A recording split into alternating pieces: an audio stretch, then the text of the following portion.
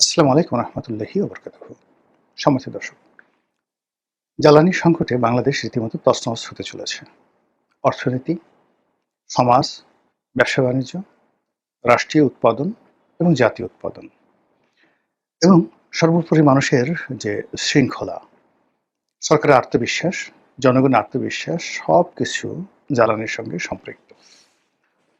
আমাদের যে জ্বালানি সেক্টর, এই জ্বালানি সেক্টরের বিদ্যুৎ, গ্যাস, গ্যাস মানে প্রাকৃতিক গ্যাস যেটা আমরা নিজেরা এখানে উৎপন্ন করি, সেই প্রাকৃতিক গ্যাস যেটা দিয়ে এই চুলা জ্বলে, বিদ্যুৎ উৎপন্ন হয়। এরপর সেই যে প্রাকৃতিক গ্যাস এটাকে আমরা আবার সিএনজি করি। সিএনজি করে সেই সিএনজি গুলো যে ফিলিং স্টেশন রয়েছে তার মাধ্যমে আমরা বিভিন্ন সিলিন্ডারে আমরা সেই সিএনজি সরবরাহ করি।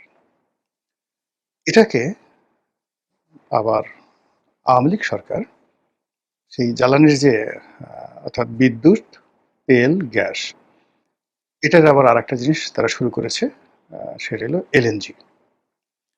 এলএনজির বাইরে আবার আরেকটা রয়েছে, সেটা হলো এলপিজি।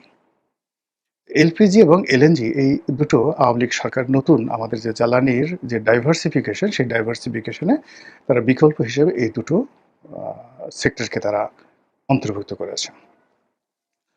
ফলে একটা সময় এই ঢাকা শহরে রান্না বাড়ার কাজে 100% যে প্রাকৃতিক গ্যাস, যেটা আমাদের নিজস্ব ছিল, চুলা জ্বলত, সেটা মানে যাকে বলা হয় সেই প্রাকৃতিক গ্যাসের উপর নির্ভর করতে হতো, যেটা পরবর্তীতে এলএনজিতে রূপান্তরিত করা হলো।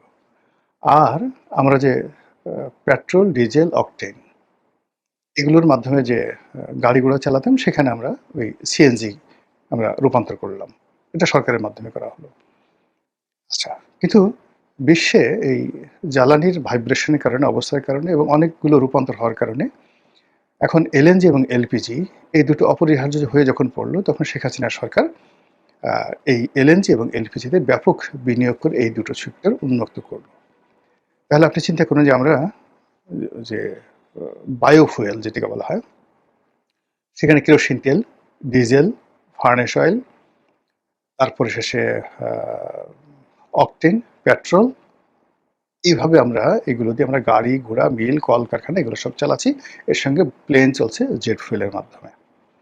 আচ্ছা, আর প্রাকৃতিক গ্যাসে যে প্রতিষ্ঠানগুলো চলতো, মানে গ্যাস নির্ভর, যেমন জেনারেটর, বয়লার, বিভিন্ন বিশেষ করে শিল্প কলকারখানাগুলোতে এটা খুবই গুরুত্বপূর্ণ। প্রাকৃতিক ন্যাচারালি গ্যাস হয় না। তো এখানে সেই আমাদের যে ন্যাচারাল গ্যাস, ওখানে যে পাইপলাইন দেওয়া আছে, যেটা তিতাসের মাধ্যমে বা বাংলাদেশ গ্যাস ডিস্ট্রিবিউশন কোম্পানির মাধ্যমে, পেট্রো বাংলার মাধ্যমে, এই জায়গাটাতে প্রাকৃতিক গ্যাসের সাথে সাথে এখানে এলএনজি দেওয়া হলো। অর্থাৎ সেম জিনিস দিয়ে আমরা সেই গ্যাসগুলো পাচ্ছি। অর্থাৎ আমাদের বাংলাদেশের প্রাকৃতিক গ্যাস আর একটা বিদেশ থেকে আমদানিকৃত এলএনজি। এই এলএনজি সরবরাহ করার জন্য দুটো টার্মিনাল আবার তৈরি করা হলো। এটা আওয়ামী লীগ আমলে তৈরি করা হয়েছে দুটো। একটি টার্মিনাল একটা মার্কিন কোম্পানিকে দেওয়া হয়, যে কোম্পানিতে এখন পিটার ডি হাস কাজ করছেন। আরেকটি এলএনজির যে টার্মিনাল, সেই টার্মিনালটি দেওয়া হয় সেই সামিট গ্রুপকে। এই দুটো এখন আছে। এর বাইরে এস আলমকে দেওয়া হয়েছিল, সালমানকে দেওয়া হয়েছিল, এরকম এগুলো চালু হয়েছে কি না আমি বলতে পারবো না। তো সব মিলিয়ে আওয়ামী লীগ যে জ্বালানি নিরাপত্তা গড়ে তুলেছিল, বেল্ট গড়ে তুলেছিল, সেটা আনইন্টারাপ্ট ছিল। অর্থাৎ আমাদের যা প্রয়োজন ছিল, বিদ্যুৎ প্রয়োজন ছিল ধরেন 18,000 মেগাওয়াট, তারা উৎপাদন করার ক্ষমতা দিয়ে গেছিল অ্যাটলিস্ট ধরেন 30,000 মেগাওয়াট। এরপর আমাদের প্রাকৃতিক গ্যাস, সিএনজি, এলএনজি, এলপিজি এগুলো বিদেশ থেকে এসে আমাদের প্রয়োজন মেটানোর জন্য যে ধরনের সিস্টেম থাকা দরকার, মোটামুটি একমাত্র প্রাকৃতিক গ্যাস এবং এলএনজির এই সরবরাহটা আওয়ামী লীগ 60% করতে পেরেছিল। 40% এখানে লোডশেডিং হতো, মানে ফ্যাক্টরিগুলো ঠিকমতো গ্যাস পেত না। ডাইং ফ্যাক্টরিগুলো, বিদ্যুৎ ফ্যাক্টরি, মানে কারখানাগুলো, সার কারখানাগুলো ঠিকমতো পেত না। ওইটা এলএনজি মানে দুটো টার্মিনাল, এরকম যদি আরও 4-5টা টার্মিনাল নিয়োগ মানে তৈরি করা যেত, তাহলে হয়তো এখানে শতভাগ সফলতা অর্জন করা যেত। কিন্তু তারপরে আওয়ামী লীগ জমানাতে বিদ্যুৎটা শতভাগ ছিল, তারপরে এলপিজির কোনো সমস্যা ছিল না, এলএনজির এবং প্রাকৃতিক গ্যাস, সেই প্রাকৃতিক গ্যাসের 60% তারা মোটামুটি সরবরাহ করতে পারতো। এই 60% কনজিউম দিয়ে আর বিদ্যুৎ দিয়ে, মানে ইলেকট্রিসিটি দিয়ে এবং ডিজেল দিয়ে ইন্ডাস্ট্রিগুলো মোটামুটি চলে যাচ্ছিল। আওয়ামী লীগ সরকারের সময় শেষ দিকে এসে যে প্রবলেমটা হয়ে গেল সেটা হলো এই যে বিদ্যুতের যে সেক্টর, এই সেক্টরে প্রচুর সিস্টেম লস। সেই সিস্টেম লসের পরিমাণটা একজাক্টলি আমি এখানে বলতে পারবো না, but it's not less than 40,000 crore টাকা ইয়ারলি। আর এখানে ভর্তুকির পরিমাণও অলমোস্ট এই 40,000, অর্থাৎ অলমোস্ট 80,000, 80,000 কোটি টাকা ভর্তুকি এবং সিস্টেম লস। এখন সেই ভর্তুকিটা প্রথমত যারা বিদ্যুৎ উৎপন্ন করছে, এলএনজি সরবরাহ করছে, তাদের সাথে পেট্রোবাংলার চুক্তি, পেট্রোবাংলার সঙ্গে পিডিবির চুক্তি, পিডিবির সঙ্গে পল্লী বিদ্যুতের চুক্তি, আবার গ্রাহক পর্যায় থেকে সেগুলো কালেকশন করার পর সেগুলো আবার ভ্যাট হিসেবে সরকারকে পেমেন্ট করা, ট্যাক্স হিসেবে কাস্টমসকে পেমেন্ট করা, এই সব কিছুটা চক্রের মধ্যে দেখা গেল 80,000 কোটি টাকা বের হয়ে যেত। অর্থাৎ জনগণ দিত, কিন্তু জনগণ দেওয়ার পরে এই 80,000 কোটি টাকা সামহাউ চুরি চামারি এখানে হয়ে যাচ্ছিল। তো এই চুরি চামারির সাথে সাথে আবার যেটা ছিল, এই মানে প্রতিষ্ঠানগুলো তৈরি করার জন্য বিশাল বিনিয়োগ, সরকারি বিনিয়োগ, বেসরকারি বিনিয়োগ এবং তার সাথে ব্যাংকগুলো তৈরি করেছে। ফলে এই পুরো জ্বালানি সেক্টরে আওয়ামী লীগ জমানাতে একটা হিউজ প্রবলেম তৈরি হয়েছিল এবং সেই প্রবলেমের কারণে সরকারের শেষ সময়টাতে এসে দেখা গেল যে বৈদেশিক ঋণ, আমদানি, এলসি করা এবং ব্যাংকিং প্রবলেমের কারণে এমন অবস্থা হয়ে গেল যে সোনালী ব্যাংক, জনতা ব্যাংক, অগ্রণী ব্যাংক, পেট্রোবাংলার কোনো এলসি, ডিজেল, ফুয়েল এগুলো আমদানি করার জন্য তারা এলসি খুলতে পারছে না, সরকার টাকা দিতে পারছে না। আবার সরকার বাংলাদেশ ব্যাংক থেকে গ্যারান্টি দেওয়ার পরেও বিদেশের যে ব্যাংকগুলো, সেটা বাংলাদেশের এই ব্যাংকগুলোর এলসি তারা নিত না। এখানে 1% standard chartered bank, city bank এনে এদের মাধ্যমে সেই গ্যারান্টি দিতে হতো, থার্ড পার্টি গ্যারান্টি দিতে হতো।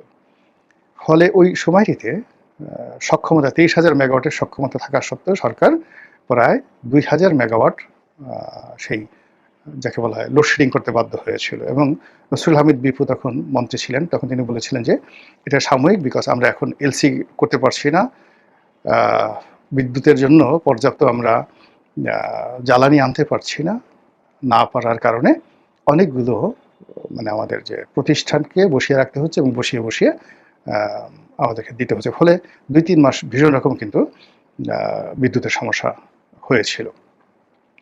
কিন্তু সামহাও এই একই স্ট্রাকচারের মধ্যে থেকেও ডক্টর মোহাম্মদ ইউনূসের জমানাতে এই আওয়ামী লীগের যে স্ট্রাকচার যা আমি বললাম, এটা তারা 1 মেগাওয়াট বাড়ায়নি, কমায় নাই, কোনো কিছু বন্ধ করেনি, কিন্তু টোটাল সিস্টেমটা কিন্তু তারা 18 মাস চালিয়ে নিয়েছিল। ফলে এই 18 মাসে আমরা কোনো পেট্রোল পাম্পে সিএনজির সমস্যা ছিল না, এলএনজির সমস্যা ছিল না, এলপিজির সমস্যা ছিল না, এমনকি ন্যাচারাল গ্যাসের সমস্যা ছিল না, বিদ্যুতের লোডশেডিং ছিল না। এটা ডক্টর মোহাম্মদ ইউনূসের জমানাতে হোয়াট এভার মেবি তারা কিন্তু সেটা চালিয়ে গেছে, প্রশংসার দাবিদার। আবার একইভাবে শেখ হাসিনার জমানাতে 17 বছর এই সমস্যাগুলো ছিল, বাট তারা এগুলো ম্যানেজ করে ফেলছে। তো ম্যানেজ করার কারণে মানে জনগণ তৃপ্ত।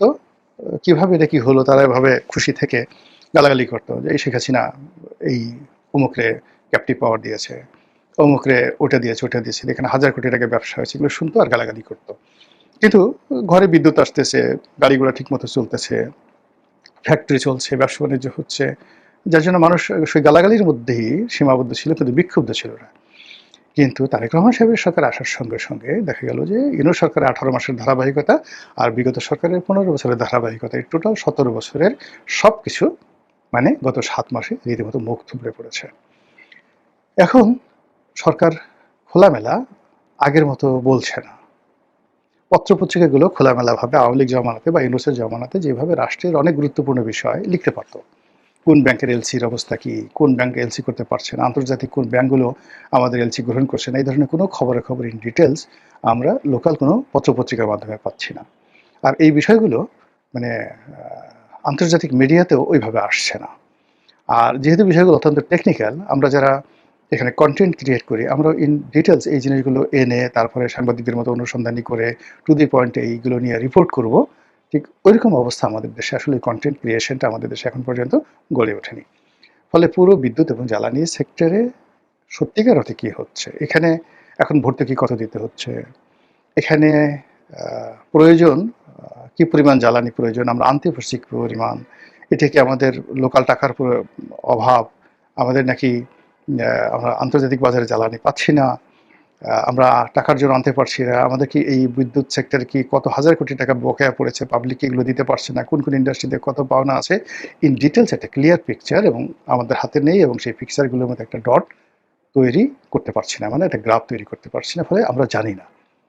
আমরা যেটা দেখতে পাচ্ছি সেটা হলো ঘন ঘন বিদ্যুৎ যাচ্ছে।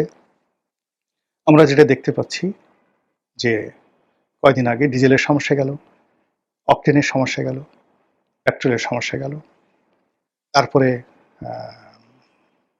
এলএনজির সমস্যা গেল, এলপিজির সমস্যা গেল, এখন সব কিছুর সমস্যা।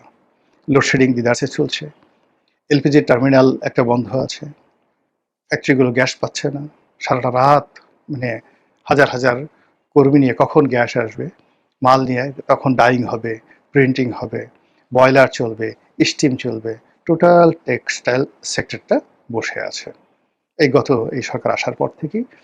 এবং শান্তিতে, মানে এখানে যারা স্পিনিং মিল চালাচ্ছে, যারা ডাইং ফ্যাক্টরি চালাচ্ছেন, যারা কম্পোজিট টেক্সটাইল চালাচ্ছেন, যারা গার্মেন্টস ফ্যাক্টরিতে চালাচ্ছেন, বড় গার্মেন্টস ফ্যাক্টরি যাদেরকে স্টিম আয়রন লাগে, এবং এই ডুয়েল ফুয়েল দিয়ে যারা চালাতে পারছে না, ডিজেল যাদের নাই, কিংবা ডিজেল আছে, ডিজেলে অনেক কস্টিং চলে যাচ্ছে, আবার সেই ডিজেলও তারা ঠিকমতো পাচ্ছেন না, ব্যাংক সাপোর্ট দিতে পারছে না, ইলেকট্রিসিটি সাপোর্ট দিতে পারছে না, ডিজেল পাওয়া যাচ্ছে না, সব মিলিয়ে একটা ফ্রাস্ট্রেশন, পুরো ব্যবসা বাণিজ্যে একটা ফ্রাস্ট্রেশন ছড়িয়ে পড়েছে।